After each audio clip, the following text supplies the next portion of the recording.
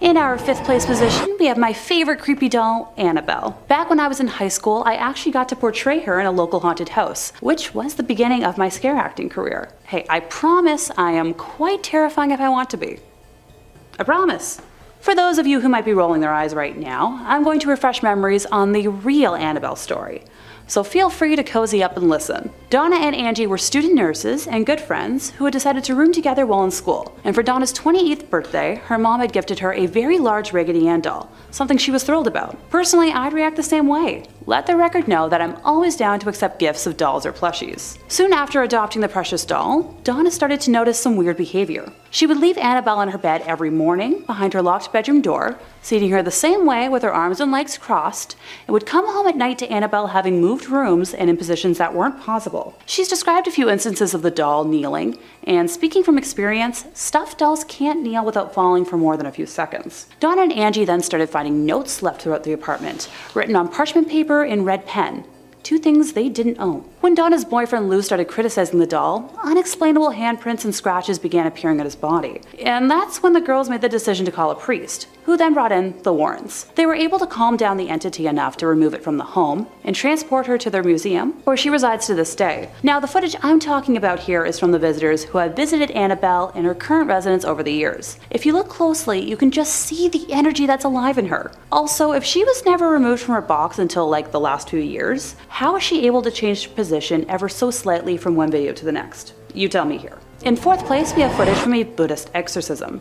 Known as parita, which can be translated as protection or safeguard, it refers to the Buddhist practice of reciting certain verses and scriptures in order to ward off misfortune or danger. The practice of reciting or listening to the parita suttas began very early in the history of Buddhism. The Mahavamsa contains the earliest historical reference to this practice, describing how Upatissa I instructed monks to recite the Ratana Sutta throughout the night during a period when Sri Lanka was afflicted by plague and diseases. In the Pali literature, these short verses are recommended by the Buddha as providing protection from certain afflictions. The belief in the effective power to heal or protect of the Sakakariya, or asseveration of something quite true, is an aspect of the work ascribed to the Parita. It is also widely believed that all-night recitations of Parita by monks bring safety, peace, and well-being to a community. Parita discourses can be recited at events like a funeral or on the death anniversary of a loved one, and can also be recited to placate antagonistic spirits. In 1987, Ed and Lorraine took a trip to Japan to offer their expertise in some cases that were ongoing in different parts of the country,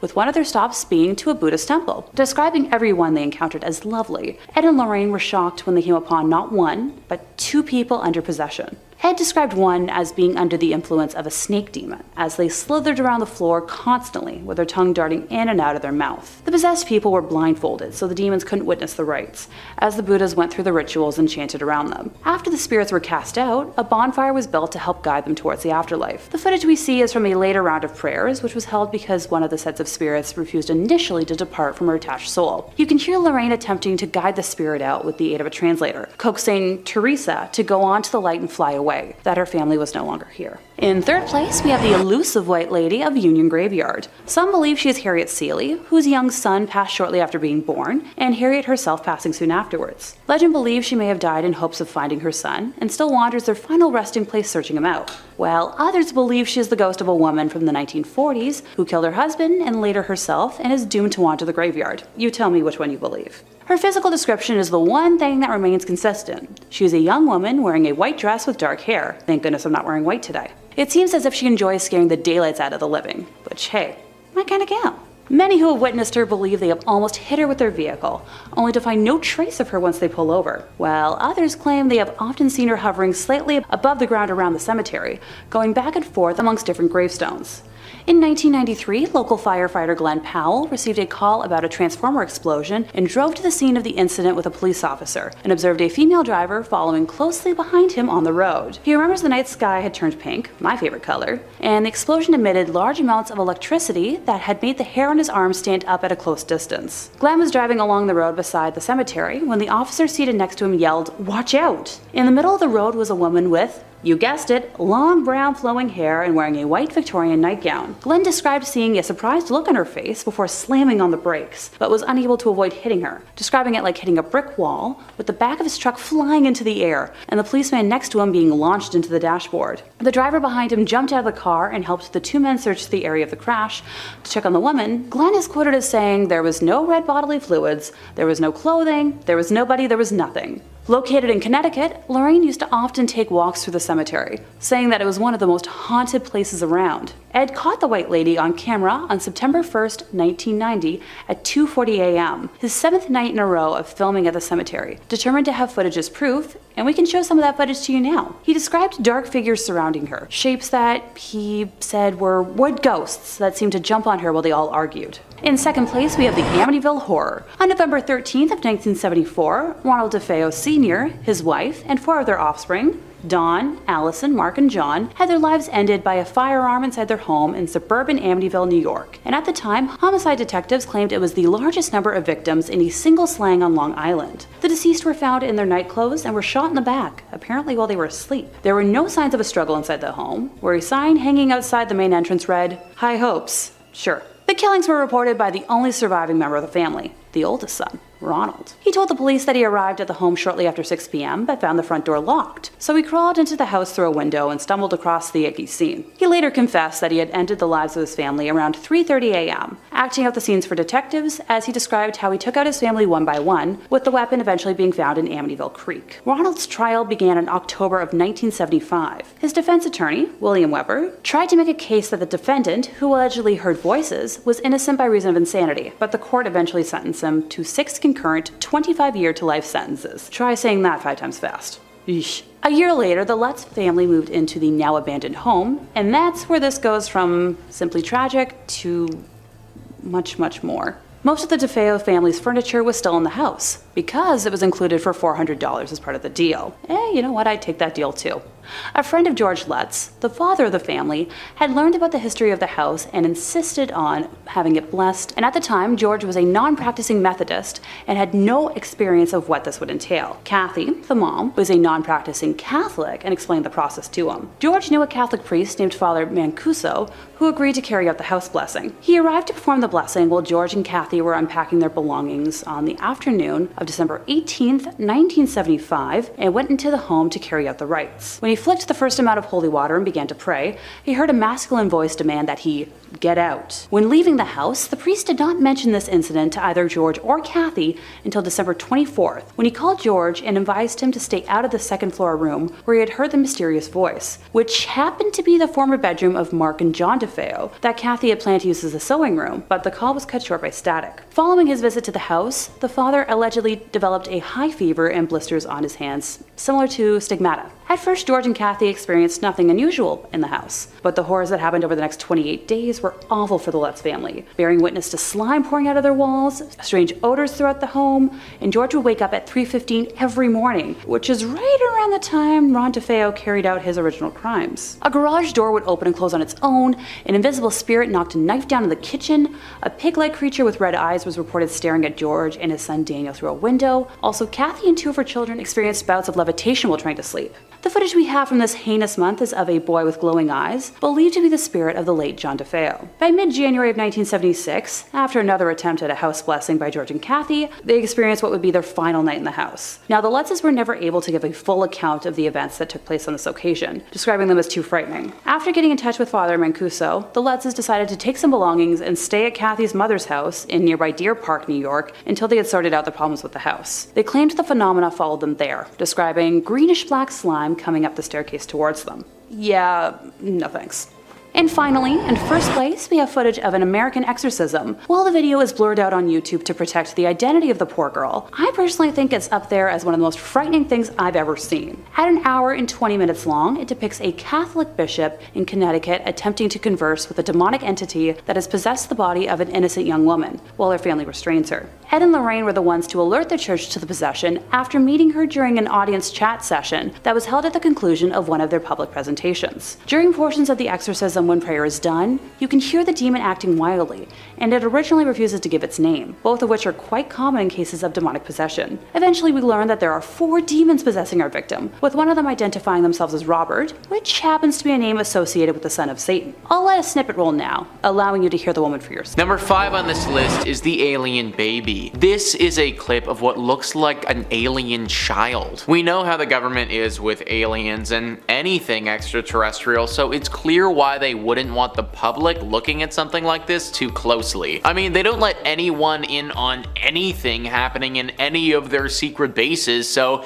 it makes sense they wouldn't want us watching a video like something like this. Let's show 30 seconds of this clip and you guys comment down below what the heck this thing is. Now, how are you feeling? You feeling okay? You feel well? Go and get you something? Want a glass of water?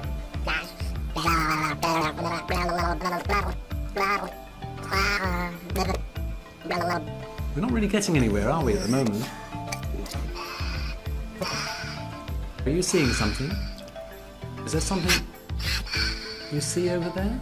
So very clearly that is not a human child. Now it's possible that could be an animal of some kind, but I have no idea what type of animal looks like that. That's why, if I had to guess, we're looking at some type of alien creature. This is a really interesting find because it means that aliens might have children similar to how we have children. Obviously we don't know the process to how this baby came about, but the idea that aliens grow like we grow.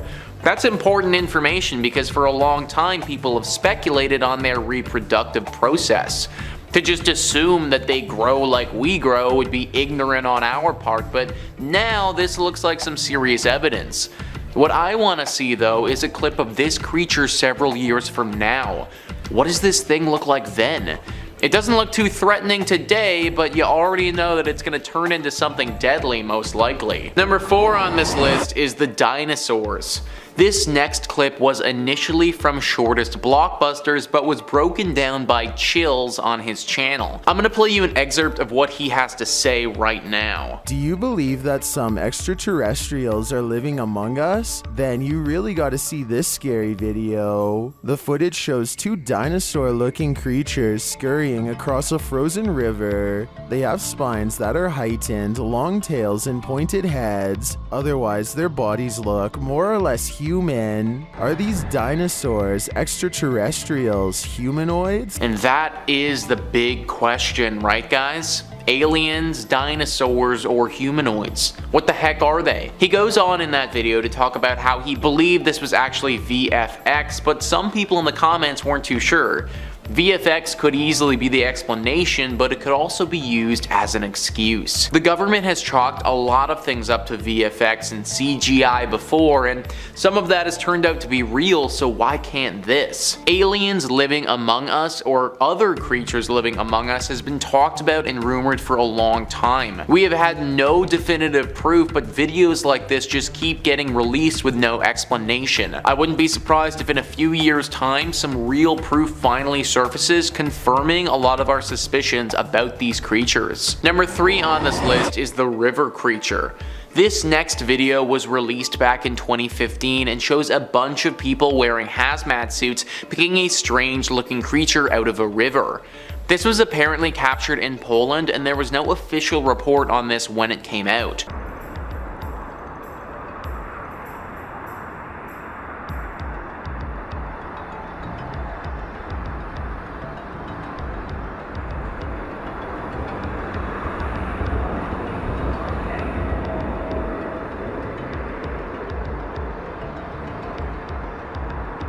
So as we can see, there is a bunch of people with hazmat suits picking up this weird creature from the river. What is that creature, and why do they need to be wearing these hazmat suits for?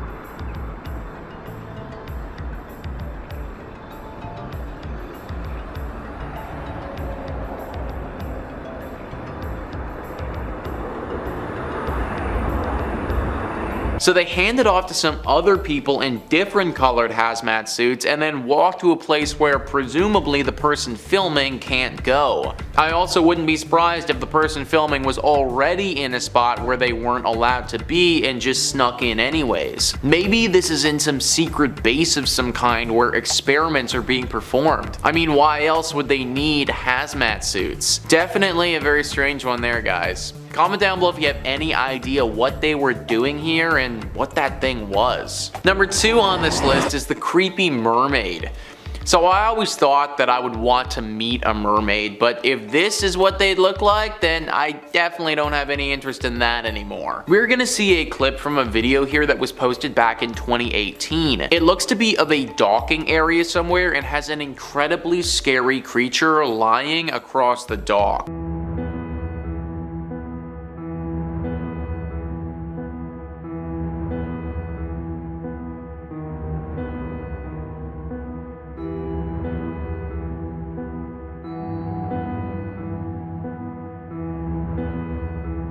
So what the hell was that thing, guys? That is one messed up creature that is hanging around there. Maybe it got scared off by the camera and decided that it wanted to head back in the water after it spotted the person filming it. It had a tail kind of like a mermaid, but at the same time, there wasn't really anything human about this thing, so maybe it isn't connected to that at all. But if it isn't a mer person, then what sort of creature could this thing be, and why haven't we heard more about it? You have to imagine that if creatures like this are swimming around our waters, that the government, they'd be aware of this, but they haven't said anything about it at all. Who knows how many creepy things are in our oceans that we don't know about. And number 1 on this list is the creepy creature. The video that I'm going to show you was uploaded by Keenan Music to YouTube on May 7th, 2021. It's a very short clip, only 15 seconds long, of someone investigating Japan using Google Earth and discovering something super creepy and weird. An unexplained object is going to be flying in the sky over top of a Japanese city. Let's roll the clip now.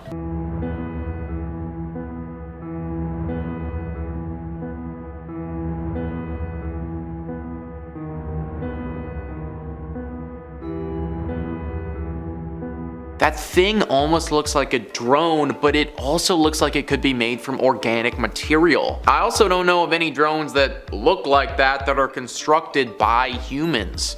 Could this be something from another planet that made its way to Earth undetected and is scoping out our world? I think everything is on the table with something like this, and some investigation desperately needs to get done. Comment down below what you think this could be and why nothing official has been released on it yet. Number 5, the Blair Witch Project. I remember seeing this when I was like 10, and I'm not gonna lie, it kind of scared the shit out of me. It still does. It tripped me out because like back then my parents were like, oh, don't worry honey, this is made up, after like every scary movie we watched. But this time they were like, was that real?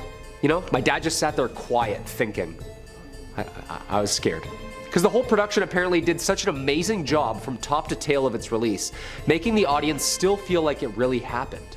The Blair Witch Project is probably the most famous found footage movie ever made. The campaign tactic was that the viewers were told through missing persons posters and that the characters were missing while researching in the woods for this mythical Blair Witch. Their IMDb page even listed the actors as missing and presumed deceased in the first year of the film's release. Even the film's website contained actors posing as investigators giving testimonies about their evidence. They even shared childhood photos of the 3 leads to add a sense of realism. By August 1999, the website had received 160 million hits, and the movie went from a flop at midnight to the top worldwide.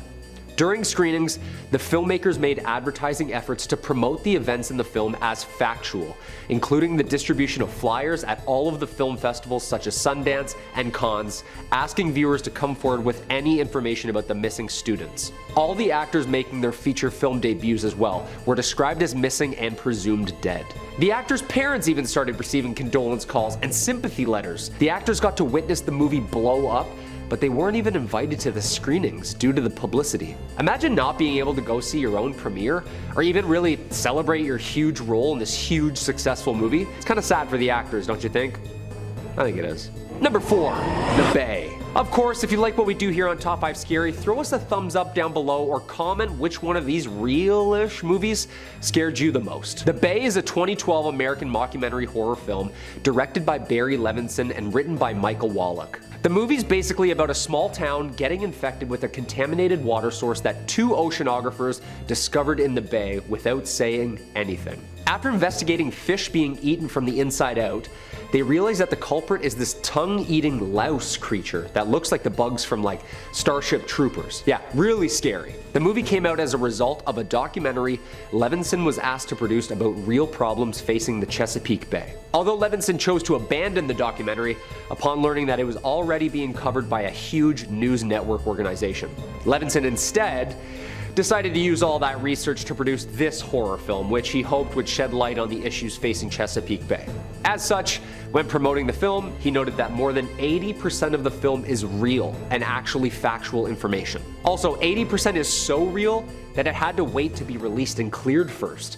What? Yeah, this was like a real issue, hence the confusion around the found footage. Apparently this nuclear disaster monster giant isopod in the bay aren't real, but the small isopods filmed are very real. You see a tight shot of the isopod, Levinson said. That's not CGI, that's real. We just pulled that out of the Atlantic Ocean.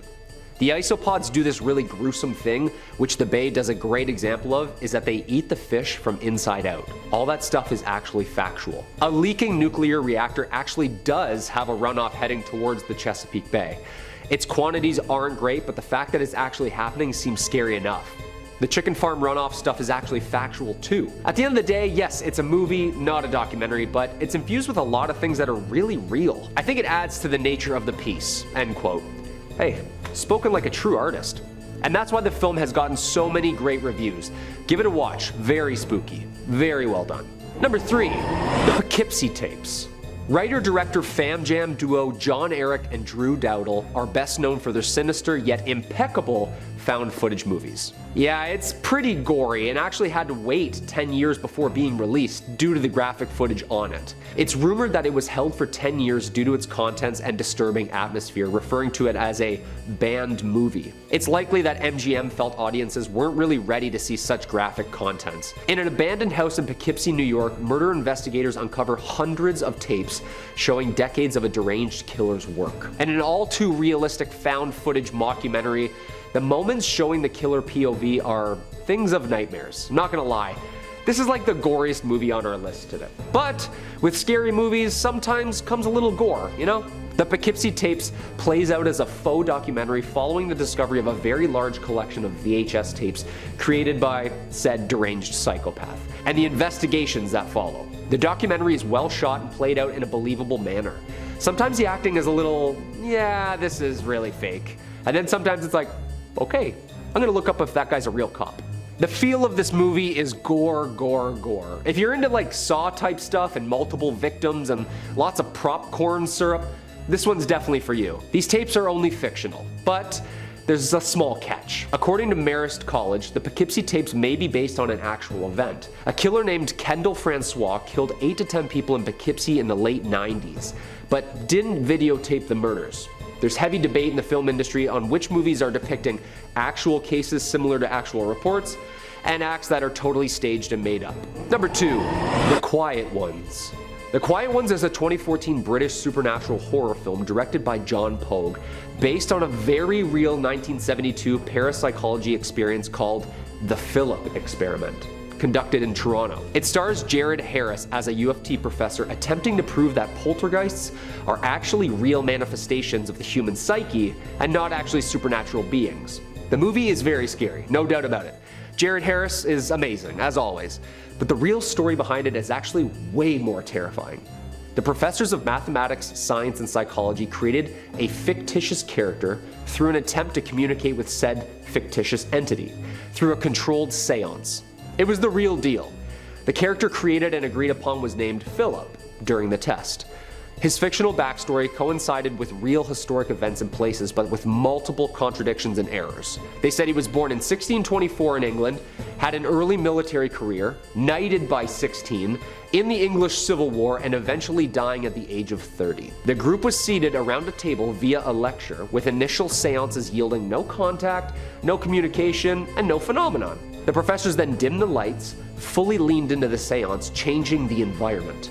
Participants and students then began feeling a presence. Lots of table vibrations, breezes, unexplained voices, and sounds which matched responses to Philip's life. Audio and video and witness accounts documented the paranormal event, but Philip never actually appeared.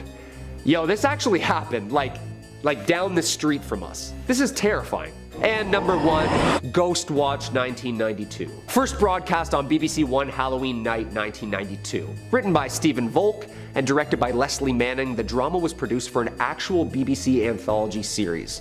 Despite having been recorded only weeks in advance, the narrative was presented as a live television broadcast. During and following its first and only UK television broadcast, the show resulted in an estimated 1 million separate phone calls to the BBC that night, dealing with a mixture of complaints and praise for the program's bizarre release. Yeah, Ghostwatch has never been repeated on UK television. It's been replayed on stations such as the Canadian channel Scream for Halloween once in 2004, and the Belgian channel Canvas in 2008. The hour-and-a-half event was shot documentary style and appeared as part of the BBC. It involved actual BBC reporters performing a live on-air investigation of a so-called haunted house in London in which demonic poltergeists activity was taking place. Through found footage and interviews with family living there, they discovered the existence of a violent ghost nicknamed Pipes, a nickname from their kids. Footage actually showed the police arriving at Fox Hill Drive, and the spirit even dragged a BBC host behind a door.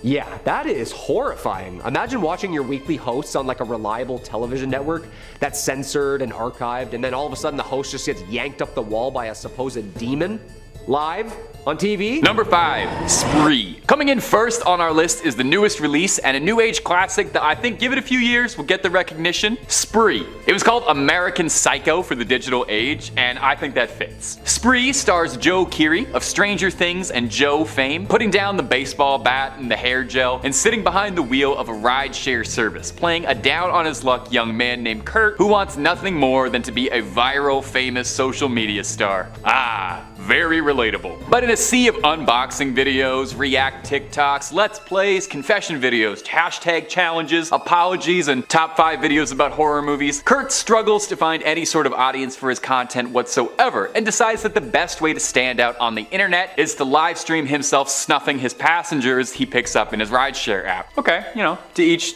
their own. I'll stick to doing YouTube videos, you do you. Now, Spree is not the smartest movie out there. The social satire is a little basic, to be honest, and it could have done with a lot more fleshing out on its commentary on social media addiction and internet validation, but it makes for a very solid foundation for a flick. It's got a plot that probably would have made for an okay Black Mirror episode, and maybe this movie wouldn't have worked as well if it wasn't for how fun Joe Keery is. Maybe I'm extremely biased because I love the guy, and because like most of the Western world, Steve Harrington is the only reason I watch Stranger Things, but he brings a super fun mania to the social media addicted lunatic. The American Psycho comparison, definitely apt. That's one of my absolute favorite movies of all time for just how sick and like entertainingly evil Patrick Bateman is. You know he's the most reprehensible, unlikable character ever put to film, but Christian Bale is just so damn charismatic you love him. And that's what's happening here. Joe Keery somehow manages to be both convincing as a really scary psychopath, but also oddly sympathetic and earnest. You know, it's the desperation. Have you ever seen a man soaked head to toe in blood, shaking and quivering after doing something unspeakable, and he's still asking you to subscribe to his channel? And speaking of vapid, deranged, dead-eyed internet personalities looking for fame, if you're looking for more scary movie reviews, ghosts, goblins, and aliens, well, click through to Top 5 Scary and subscribe. We've got loads more content with me behind the wheel, but not really. I can't drive. Look at me. I just skate. Number 4, VHS.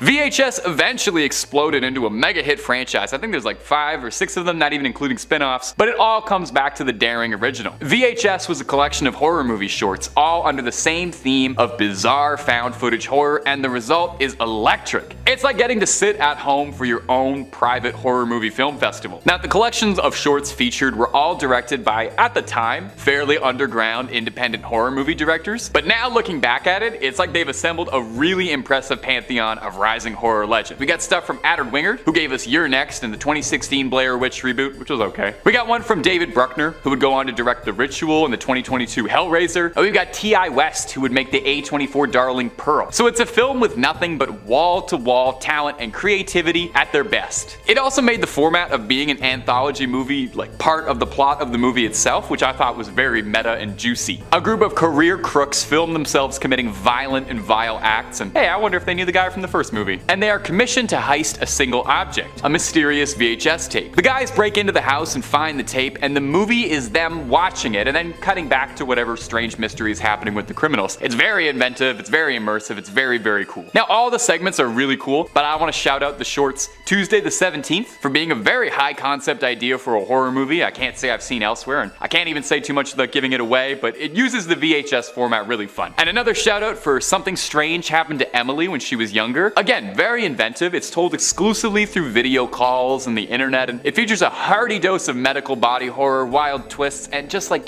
the tiniest little bit of alien stuff. Just like a little bit. Number 3, Lake Mungo. Okay, let's go back to another lesser known one with Lake Mungo. This one's an Australian feature, came out around 2008. Lake Mungo is a healthy, hearty dose of scares and thrills and heart-wrenching family drama. Horror and family drama go hand in hand like the girl from Hereditary and a stop sign. Too soon? That was too far? That was too far? That was too far. In Lake Mungo, we're in the perspective of Matthew Palmer, a young man who has been depressed and broken shortly after his sister's drowning shattered his family's well-being and mental health. However, Matthew begins to see signs of his sister everywhere, feeling her presence in the house with him, and mostly because he keeps seeing her ghost all around. He sets up a surveillance camera system all over their house and begins making a documentary about his experience hunting for his sister and closure. As the investigation as to whether or not his sister really is haunting them, Matthew ends up uncovering family secrets that were long thought buried and finds himself haunted by his sister's loss in a way much grander than any ghost story could. Now, what I really like about this one is pretty much right up until credits, you'll be asking yourself what's happening. Not in a confusing way, like an Inception sort of thing. It's just got a bunch of fun and clever twists that kind of keep you guessing the entire film, keep you asking questions. The film uses the medium well. It allows the audience to go on this journey with the family, where you're there with them and you're asking too what's happening, if it's really a haunting or if it's all just a sad family wanting to see their daughter one last time. It honestly ends up being really heartwarming in a bizarre way. You don't see a lot of horror movies that kind of get you right here, and without spoiling like too much, because I do want you to see it, unlike Hereditary, this one doesn't really have like a happy ending, but it doesn't have a horrifically sad ending. It's kind of bittersweet. It's genuinely very touching. So if you're looking for something to tug at your heartstrings a lot while also making your hair stand on end, you can't go wrong with Lake Mungo. Number 2 is Wreck.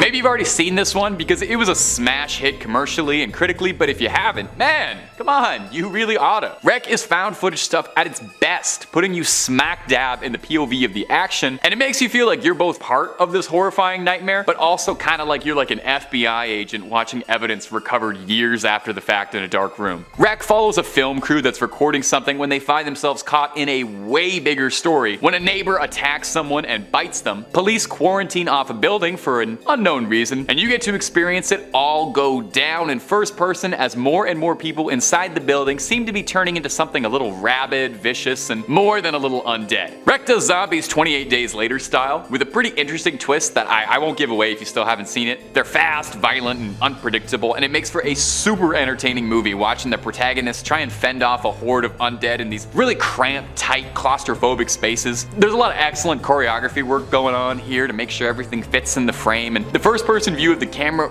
really makes it feel like you are stuck in there with them too. If you let yourself get into it, you really have a good time with this one. Like, if there was ever really a zombie apocalypse happening, I think we could all agree there'd be gigabytes worth of cell phone footage to go through. So in a bizarre way, this movie about a zombie apocalypse feels oddly realistic. Even just outside of being a good found footage horror movie, Wreck is also just a super good zombie movie if you're into that sort of thing. They remade it into Quarantine for Americans a year later, but if you want my advice, skip the remake and just go for the original, and that is honestly true of like 99.9% of all horror movies anyway. Okay, before we get into number 1 properly, I wanted to cheat a little bit and break the rules of top 5. Don't tell anybody that I added some extras, but I wanted to shout out a few honorable mentions that I love that didn't make the cut. Blair Witch is going to be the first one. The original, the sequels are all iffy. Number 2 is going to be Troll Hunters. Really fun monsters. Yeah. Paranormal Activity, it's pretty good. It's not super my thing, but it's pretty good. And finally, wanted to shout out Host really quick. It's about a seance that happens on Zoom, just came out, very modern. Okay, there we go. So number 1 on the list is going to be Creep.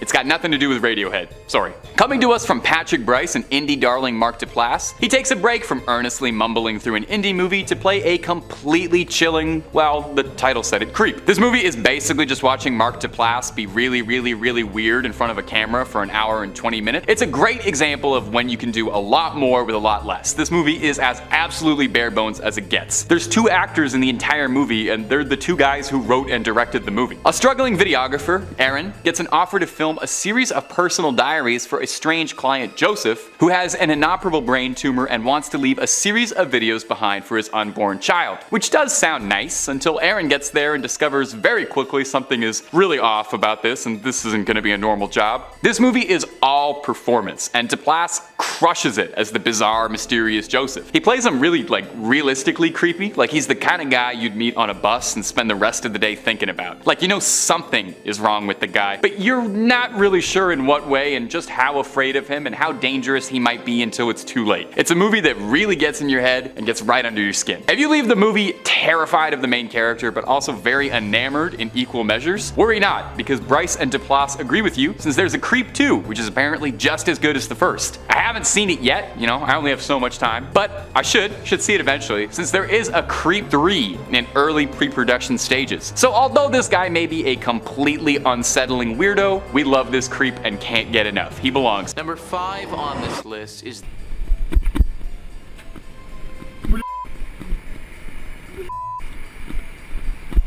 So the man gets into the park, and just to the left of him is this completely demonic looking spider creature. It's slow out of the gate, but then it starts coming after him. The final 10 seconds of the video is going to show this thing get really close to him and then spit what looks to be some green toxic fluid out at him. Let's roll that now.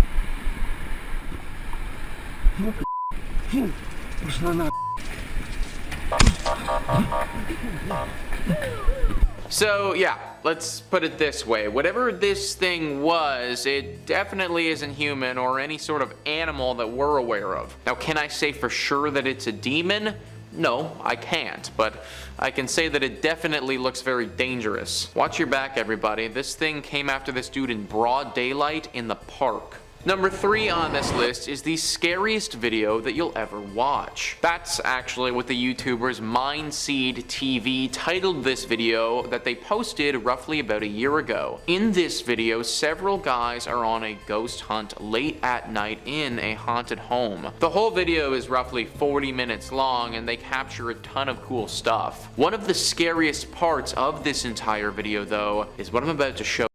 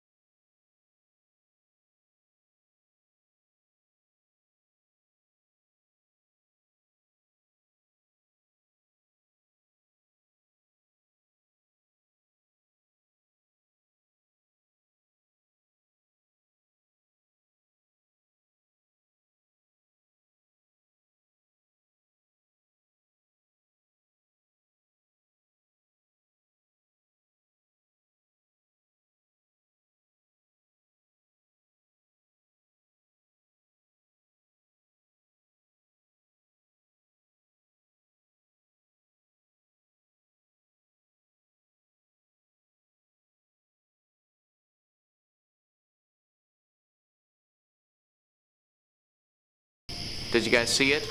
It was pretty fast, so I understand if you didn't. From behind the bushes of this man's home, there was a creature that looked very far from being human. Let's get a closer look at this thing, and you guys feel free to comment down below what the heck you think this thing is. So seriously, what the heck is that? It almost looks like it has some underwater qualities, but like, obviously that doesn't make any sense at all. I personally think this is a demon of some kind, but what it wants with this man and where it came from, these are all questions that we may not be getting answers to anytime soon. And finally, number 1 on this list is the hallway demon. This next video was posted back at the end of 2020 and shows somebody getting into a very close encounter with what looks to be a dangerous demon.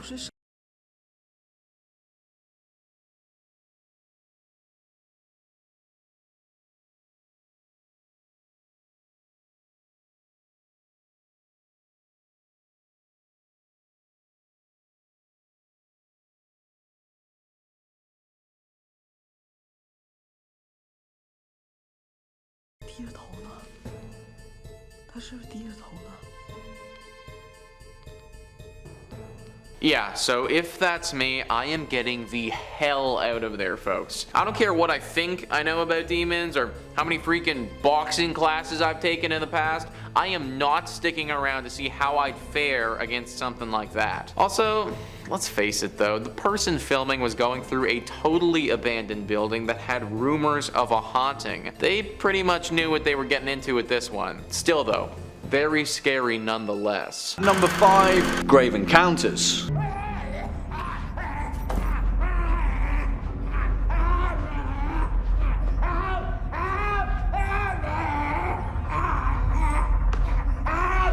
Now, you guys had a lot to say about this particular film in the first part of this series, and rightly so, because, put it this way, if every episode of Most Haunted was as awesome as this, then we'd have enough content to keep us going for the next few decades. Written and directed by the Vicious Brothers, aka Colin Minahan and Stuart Ortiz, Grave Encounters is a 2011 Canadian supernatural horror film that strikes at the vein of paranormal reality TV, which, as I mentioned previously, is a much needed antidote to the fan footage genre as a whole. We as an audience need to be able to suspend our disbelief when faced with such a personal depiction of horror. Again, it strikes the question, why are they still filming? Well, this film follows Lance Preston, the charismatic host of Grave Encounters, an infamous ghost investigation TV series, and his crew as they make their way through the abandoned mental asylum Collingwood Psychiatric Hospital. What plays out is a genuinely nerve-wracking classical ghost story. I'm not going to sugarcoat it, there's not much more to the plot other than the pursuit of the paranormal and the pains that come with it. But as far as that goes, Grave Encounters does it very convincingly, and it's jammed with some genuinely uneasy moments. So much so that the Vicious Brothers have extended the Grave Encounters series and developed quite the cult following in the process. Coming in next at number 4, Devil's Pass.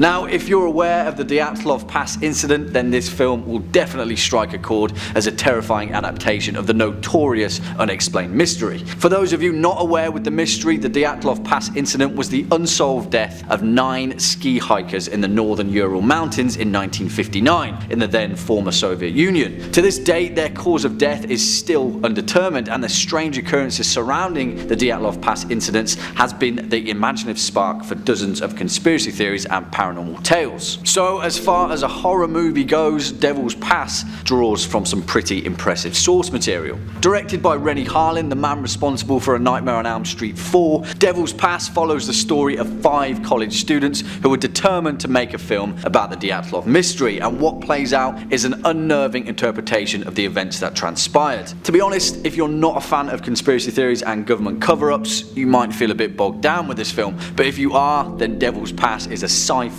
horror heart-pounding ride through the found footage genre that's smartly made and surprisingly hilarious in parts. Next up at number 3, Noroi, The Curse, 2005.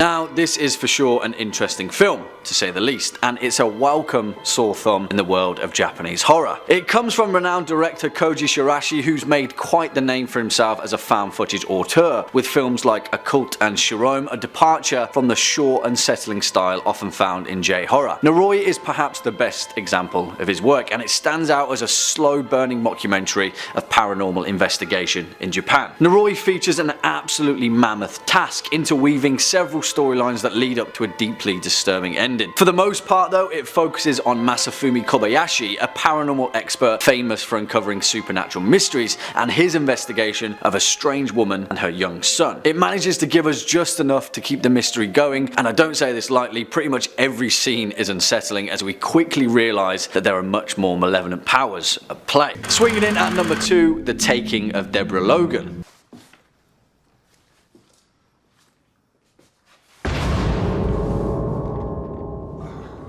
Hey, letting all my heat out.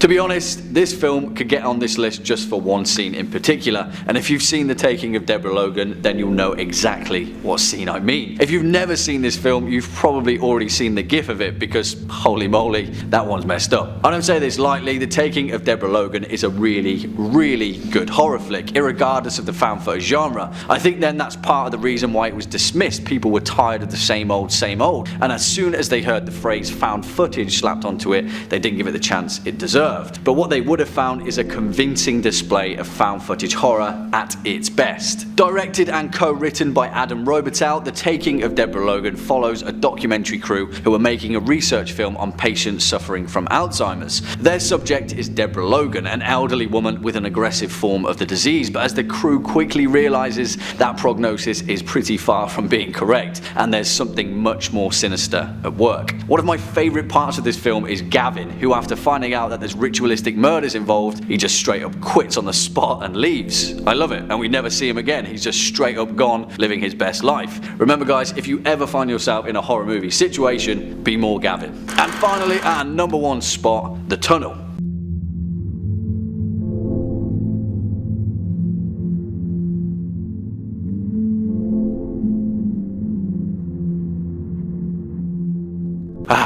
Holy moly, this film is ridiculously good. Equal parts thoroughly entertaining, convincingly made, and just straight up terrifying. Which makes it so much more impressive then that this is essentially a fan-made film, crowd-funded by selling individual digital frames for $1 a piece. Now, I will forgive most criticisms with this film, and to be honest, if you weren't a fan of the Blair Witch Project, then in all likelihood, you won't enjoy this. It is very unforgiving with its handheld sequences, there's a lot of disorientating shots, but I don't know about you, that's exactly what I want in found footage horror. I want to feel like I've stumbled upon a tape that shouldn't be seen. It's the reason why I believe found footage horror can be so effective when it's done right. It's not entirely what we see, it's the small moments of chaos that force our imagination to fill in the gaps. On top of that, we have an extra layer of exposition from the documentary sequence, allowing us to witness how the imminent threat ahead has already affected the survivors. What we get is a terrifying display of claustrophobic horror that seriously is edge of your seat stuff. Give this one a watch and then let me know your thoughts in the comment box down below, and maybe we'll have enough traction to pull off a part 3. Kicking off at number 5, The McPherson Tape, 1998.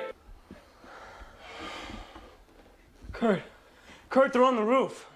Kurt, what are we gonna do, man? We're on the roof. Oh, close the flue. Also known as Alien Abduction Incident in Lake County, The McPherson Tape is an incredible display of science fiction horror done well, in a time when the found footage subgenre was just finding its feet. I'll be honest with you guys, when I first saw The McPherson Tape as a kid, when it was broadcast as a straight-to-TV film, I thought it was actually real. And I wasn't alone either, because when it originally aired on UPN on January 18th, 1998, hundreds of people called in to verify that it wasn't actually portraying real-life events. So much so that the Lake County Sheriff's Department had to release a statement reassuring viewers that the events didn't take place. The McPherson Tape centers around a family of the same name who have gathered together for Thanksgiving at their lake house when things quickly and mysteriously go wrong. As usual, I don't want to spoil any plot points for this film because it's definitely worth a watch, but if you're terrified of the thought of little green men roaming around your house at night, then you'll definitely be a fan of this film. Coming in at number 4, The House's October Built, 2014.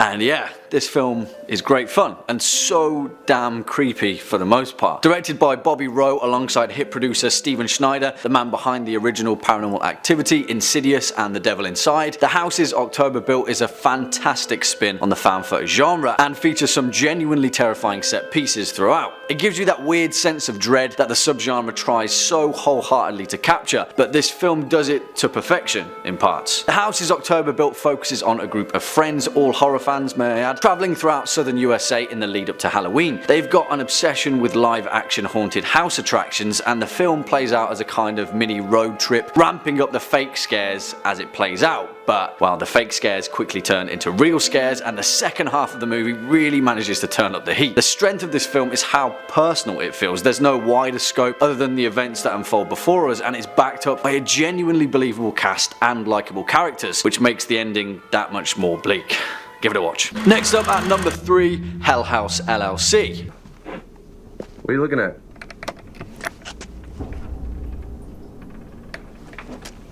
Holy got me, man. Alright, weirdo. I went into this film with zero expectations and was terrifyingly surprised at how bloody good it was. If you're a fan of The House's October Built, which was featured on our first list, then you'll find all of the same tropes in Hell House, but with more emphasis on the documentary style meta world building that found footage is so well built for. This film kind of went under the radar for most people and was shipped directly to on-demand services, but what's surprising about this film is how well made it is for something that was never intended to be seen on the big screen. To be honest, Hell House never really strays too far from its driving paranormal mystery, and we're never fully given an explanation that diverges from the main cast perspective. But that's also why it kind of works. There's no exposition in this film at all, and that's the way it should be. And it convincingly captures the feeling of the unknown. By playing out as a slow crawl that gradually unravels in media res, what we get is a genuinely terrifying paranormal mystery that, if we suspend our disbelief, could just as well be real. Swinging in at number 2, The Blair Witch Project, 1999.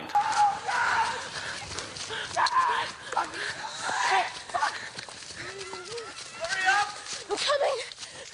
My boots aren't laced. And you just knew this one would make this list, didn't you? Of course, perhaps the most famous found footage horror film of all time, and many people's first horrific dive into the subgenre. The Blair Witch Project is an awesome horror film, I'm gonna say it, and the impact that it had on the genre as a whole can't be denied. The reason that the Blair Witch Project is so damn good is because it managed to pull off exactly what terrifies us, a stark reminder that what really scares us is the stuff that we can't see, especially in a time when horror cinema was trying its hardest to deliver full frontal fear. Again, like with the McPherson Tape, the Blair Witch Project relied heavily on viral marketing. Even a year after its release, the 3 actors, Heather Donahue, Joshua Leonard and Michael C. Williams, were listed on their IMDb pages as missing or deceased. The film's creators, Daniel Myrick and Eduardo Sanchez, made huge strides in creating a working mythology for the film, drawing on 18th century folk legends to fabricate their own occultist backdrop, hinting to the viewer that perhaps there was some truth to the events of the film. In essence, it's what makes found footage horror so good when it's done well, an uneasy mix between horror fiction and horror fact. And finally, at our number 1 spot, The Borderlands, 2013.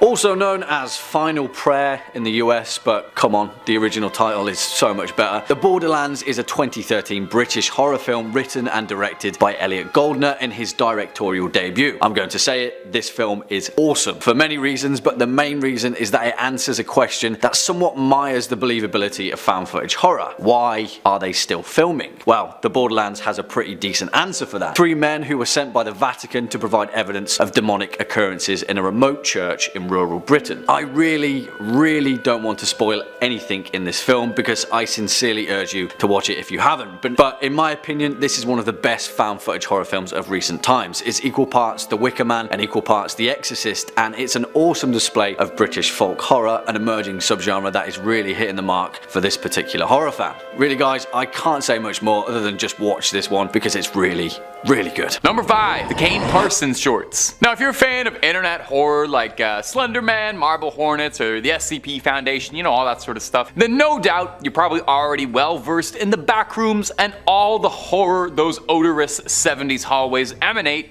But I know my mom watches my videos sometimes, so I thought I'd start off with a quick summary and a flash of the most famous Backrooms content before we really get into it. Initially starting life as a small post on a certain image board, you know the one, in 2019, Backrooms refers to a space between realities that manifests as a dreary, never-ending stretch of abandoned office building hallways. A sea of stained yellow wallpaper and terrible carpets. What started as one small post really quickly developed into a fandom, with everybody writing their own backstories, continuity, lore, and all these narratives coming together in a big cosmic gumbo in this setting of the fractal hallways that live between worlds. One of the most famous, and I would argue what kind of propelled the Backrooms from underground horror community stuff to mainstream, was a series of short films by a very young YouTuber named Kane Parsons. Parsons kickstarted the trend of making Backrooms found footage videos, which is what we're looking at today, and pretty much everything we're going to be looking at was inspired by what he worked on. It's fantastic stuff, honestly. Triply so when you learn that he was 16 years old when he made it. If you haven't seen any of them yet, I'd definitely say go check them out after this video. They're a great little bit of shoestring budget internet horror. The original video is probably the best little microcosm of it. There's a bunch of them, but they're all well made. And if you really liked it and you think, hey, I'd enjoy that concept for roughly 90 minutes, I hope I can sit in a big room with 300 other people and eat some popcorn and do that. I got some fantastic news for you. A24 Productions is working on a feature-length script about the Backrooms. It's going to be directed by Parsons with collaboration from James Wan, who, if you don't recognize the name, was the director of Saw and The Conjuring. Time will tell if that movie will be a total hit or a flop, but nonetheless, I think it's incredibly cool that an independent filmmaker is gonna get to make a big horror movie before he can even legally rent a car. That's so cool. And if you want more internet horror, you are in exactly the right place for it, because you can click through on our channel and see the hundreds upon hundreds of scary videos we've been making for years. Put together some words that you like, you'll find something for it, I guarantee you. Stay subscribed, stay scared, and stay watching this video, okay? We got more Backrooms coming up for you. Number 4, no clipping through reality. Now, in that very first post that described the Backrooms and created the initial lore, it said that the way you get to the Backrooms is by no clipping through reality. If you spent most of your childhood outside playing sports with other kids and you weren't exclusively surfing the Steam forums, maybe the term no clip is unfamiliar with you. It's a video game development term, meaning no collisions, allowing you to pass through all objects in a digital space. It's mostly used for development, but it can also be a little cheat code in some games. I had a lot of fun no clipping through Half-Life 2 and feeling like I was some sort of temporal god, just blitzing through all the levels in 6 seconds. The idea of no clipping in reality sounds kind of funny, but also if you really thought about it, just terrifying. I mean, imagine if you woke up one day and physics just stopped working entirely. It would probably stress me out. You don't have to imagine much more, because thanks to a Redditor and TikToker by the handle of Active Hypocrite, we have a look at just what phasing through reality might look like. And here's where it would go. Starts kind of funny, the chair scrambling around like a Source Engine prop glitching out, and then not even 10 seconds later, our hapless protagonist finds themselves no clipping through reality and landing flat in the Backrooms, presumably to spend out the rest of their days. Imagine how scary that would be. Your whole life's just upturned, and half a second like that, you're enjoying reality, enjoying all the pleasures that existence has to offer, and then bam, to the Backrooms with ya. I gotta say, people give TikTok a lot of guff, and rightfully so. I've seen a lot of terrible things on there. But I do like how it's become a video platform for really quick, bite-sized little snacks of filmmaking. Any platform that allows creative people a medium for which to serve up scares, A-okay with me.